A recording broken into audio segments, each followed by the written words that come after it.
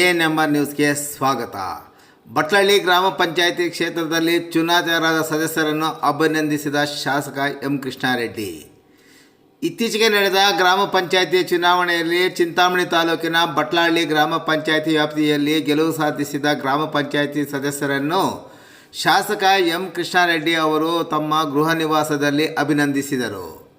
ಬಟ್ಲಳ್ಳಿ ಗ್ರಾಮ ಪಂಚಾಯಿತಿಯ 17 ಮಂದಿ ಸದಸ್ಯರ ಪೈಕಿ ಜೆಡಿಎಸ್ ಶಾಸಕ ಎಂ ಕೃಷ್ಣಾರೆಡ್ಡಿ ಬೆಂಬಲಿಗರು 11 ಸ್ಥಾನದಲ್ಲಿ ಮತ್ತು ಮಾಜಿ ಶಾಸಕ ಡಾಕ್ಟರ್ ಎಂಸಿ ಸುಧಾಕರ್ ಬಣದ 6 ಮಂದಿ ಸದಸ್ಯರು ಚುನಾಯಿತರಾಗಿದ್ದಾರೆ.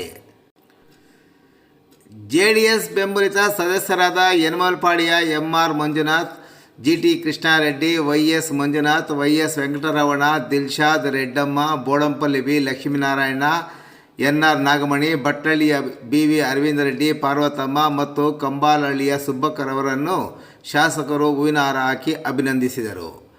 ಈ ಸಂದರ್ಭದಲ್ಲಿ ಮುಂಗನಹಳ್ಳಿಯ ಹೋಬಳಿ ಮುಖಂಡರಾದ ಯನಮಲಪಾಡಿ ಚಂದ್ರಾರೆಡ್ಡಿ, ಕೋನಪ್ಪ ಸೇರಿದಂತೆ ಹಲವಾರು ಮಂದಿ ಹಾಗೂ ತಾಲೂಕಿನ ಜೆಡಿಎಸ್ ಉಪಾಧ್ಯಕ್ಷ ದಿರ್ಮಿಂದ್ ವೈಯಾರೆಡ್ಡಿ ಮತ್ತಿತರರು ಉಪಸ್ಥಿತರಿದ್ದರು.